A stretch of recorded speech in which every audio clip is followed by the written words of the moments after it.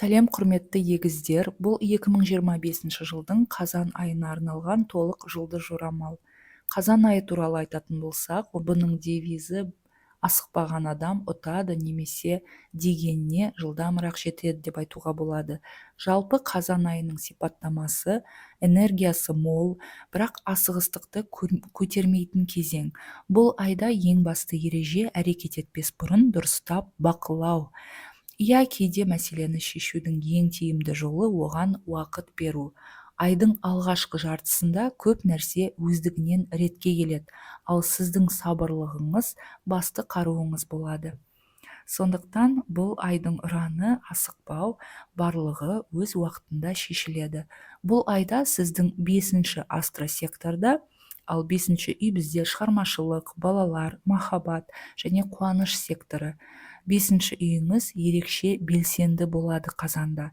Сол себепті өмірдің қызықты тұстарын қайта сезіну, шабыт алу, махаббат пен шабытқа бөлену ықтимал. Енді әрбір маңызды оқиғаға тоқталатын болсақ. 3-ші қазанда Венера мен оңтүстік ай түйіні қосылады. Бұл күні Венера сіздің 4-ші астросекторда болады. 4-ші үй бізде отбасы, мүлік, тұрғын үй саласына қатысты. Бұл кезеңде өткенмен қоштасу және өмірлік жобаны аяқтау кезеңі. Бұл уақытта үйді сатуға болады, немесе жөндеу жұмыстарын бітіруге, немесе көшу, жылжымайтын мүлікке байланысты келісімдер жасау. Отбасында маңызды өзгерістер болуы мүмкін. Жаңа кезең, не үй ішіндегі бір циклдың аяқталуы. Кейбір адамдар үшін сонымен некеге тұруға болады, баланың тууы, немесе отбасының кеңеюі. Бұл Венераның әсері сіздің өміріңізде отбасылық сценарийді толық жағынан, яғни толықтай жаңартады. Ескі шешімдер мен үйреншікті әдеттерді босатқан дұрыс. Бұл уақытта жаңа қуатқа сонда орын ашылады. 6-шы қазан күні Меркурий саршаян белгісіне өтеді, ал егіздер үшін бұл Меркурий сіздің 6-шы астросекторда тоқталады. 6-шы үй бізде жұмыс, денсаулық, күнделікті өмірге қатысты. Сондықтан бұл кезеңде жұмыс, ұсақ міндеттер, ұйымдастыру істері көбейеді. Әр ұсақ түйекке назар аудару қажет болады. Әріптестермен немесе қызметкерлермен түсініспеушілік болуы мүмкін. Сондай-ақ бұл кезеңде денсаулық пен емделу мәселелеріне мұқият қарау қажет. Әсіресе 26-27 қазан аралығында, яғни айдың соңына таман диагностика немесе анализдерде қате болуы мүмкін. Сондықтан асығыс шешім қабылдамаңыз. Бірақ айдың соңы туралы қазір алдада да айтылады. 7-ші қазанда аспанда ай толады, ай тоқты белгісінде толады, ал егіздер сіздер үшін бұл сіздің 11-ші астросекторда болады. Яғни 11-ші үй бізде әлеуметтік байланыстар, біздің достар, нәтижелер секторы. Бұл күні нәтиже көруге болады, немесе айқындықтың кезеңі.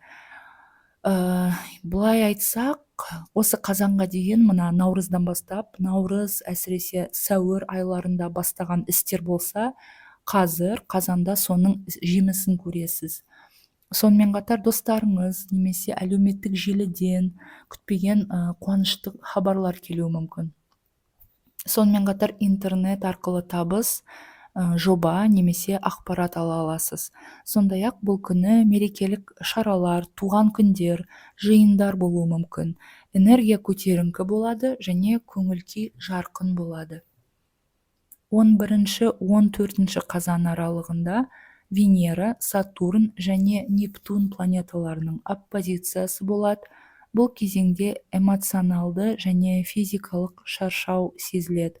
Сізде жауапкершілік көп болады, ал демалуға уақыт жоқ болғандай сезінесіз. Үй мен жұмыс арасындағы баланс бұзылады. Әлеуметтік қысым және барлығына міндетті болу деген сезім күшейеді. Бұл күндері ешкімге ештеңені дәлелдеуге тырыспаңыз. Бар болғаны тынығып, өз энергияңызды сақтаған дұрыс. 13-ші қазан күні Венера планетасы Таразы белгісіне өтеді. Венера сіздің 5-ші астросекторға кіреді. Бұл қуаныш, махаббат және шығармашылық кезеңі. Сондықтан бұл уақытта махаббат пен романтика күшейе түседі, балалармен байланыс жақсарады, шығармашылық шабыт артады. Бұл кезеңде демалысқа шыққан жақсы, немесе саяхатты пландау, жоспарлау, өнермен, музыкамен айналысу және жаңа хобби табу мүмкіндігі келеді. Бұл уақытта махаббат флирті мен жеңіл әңгімелер көп болуы мүмкін. Жаңа таныстықтар шабыт пен қуаныштың көзін келтіреді. Қазан айы бойына Марс планетасы, энергияның планетасы, саршаян белгісінде болады. Ал егіздер сіздер үшін бұл Марс планетасы сіздің 6-шы астросекторда болады. Бұл қарқынды еңбек пен міндеттің кезеңі. Энергия көп болады, бірақ жүйкеңіз тозуы мүмкін. Жұмыс орнында бәсекелестік, ұсақ дау-дамайлар болуы ықтимал. Сонымен қатар шаршау мен шамадан тыс талап өз денсаулығыңызға әсер етуі мүмкін. Бұл уақытқа, яғни осы Марс планетасының әсері бойынша беретін кеңес, ол әрбір әрекет алдында өзіңізге сұрақ қою керек. Мен мұны ашудан істеп жатырмын ба, әлде мақсаттан ба деген. Себебі кейде Марс планетасы бізді ашудан, бір қандай да эмоцияға беріліп, ойланбай бір нәрселер жасауға итермелеуі мүмкін. Сондықтан өзіңізге бақылау керек. 16 қазан күні Марс пен солтүстік ай түйіні қосылады. Бұл күн кармалық шешім және кәсіби табыс күні. Марс солтүстік ай түйінімен сіздің 6 және 10 астросекторларды қозғайды. Яғни бұл жерде кәсіби өсу, қызмет орнында көтерілу, табысқа жету, немесе өз салаңызда беделіңіз артады, марапаттау ала аласыз. Бір шешіміңіз тағдырыңыздың бағытын өзгертуі мүмкін бұл күні. Сондай-ақ бұл күні маманға жүгіну үшін қолайлы. Дәрігер, заңгерлер, жөндеушілерге мысалы. 20-27 қазан аралығы қазан айында ең қауіпті кезең болады. Себебі бұл күндері Меркурий, Марс және Қара ай бір-бірімен оппозицияда болады. Бұл үштік қосылыс сіздің егіздер үшін 6-шы астросекторда өтеді. Бұл уақытта қателіктер болуы мүмкін, жалған ақпарат алуыңыз мүмкін, және асығыс шешімдер қабылдауыңыз мүмкін. Сондықтан әсіресе 26-сы, 27-сі күндері ең күрделі күндер. Бұл күндері қандай да бір келісімшарттарға қол қоймаған дұрыс. Үлкен бір сатып алуларды басқа күндерге қалдырған дұрыс. Сонымен ақ денсаулыққа байланысты тексерулерде, мысалы анализ тапсырсаңыз, құжат рәсімдесеңіз, және жұмыс процестерінде әртүрлі шатасулар болуы мүмкін. Сондықтан барлығын дұрыстап бірнеше рет тексеру керек. Асықпай маңызды шешімдерді кейінге қалдырыңыз. Қазан айындағы жаңа ай туралы айтатын болсақ, бұл айда жаңа ай 21 қазанға келеді. Таразы белгісінде туады жаңа ай. Ал егіздер үшін бұл сіздің қайтадан сол 5-ші астросекторды қозғап тұр. Бұл өте керемет, себебі жаңа ай 5-ші үйде, ол жаңа қуаныш, ол шығармашылық, ол махаббат энергиясының тууы, жаңа хобби бастауға болады, жоба немесе сүйіспеншілік басталуы мүмкін біреумен. Балаларға байланысты жақсы жаңалықтар келеді, шабыт көп болады, мотивация көп болады, және жалпы жеңілдік сезімі келеді 20-сынан кейін. Бұл өзіңізді қуантатын, өмірге сенім қайтаратын кезең. 24 қазан күні күн мен Плутон планеталарының шиеленісі болады.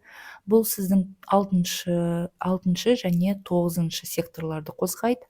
Бұл бізде жұмыс пен сапар, оқу немесе шетел мәселесінде, шетелге байланысты қандай да бір мәселелерде дау болуы мүмкін.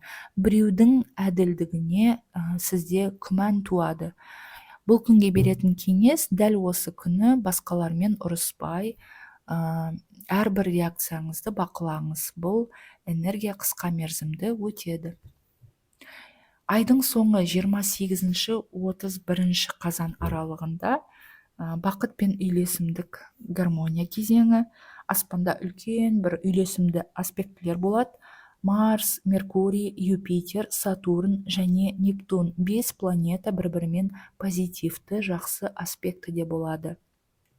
Әрине бұл қазан айының жақсы жағынан аяқталуына себебі бұл кезде қаржылық табыс та келеді, жаңа мүмкіндіктер келеді, жұмыс нәтижесі марапатталады, шабыт пен өзіңізге сенімділік артады, және күтпеген ақша болуы мүмкін, немесе жақсы күтпеген бір алыстан жаңалықтар келуі мүмкін.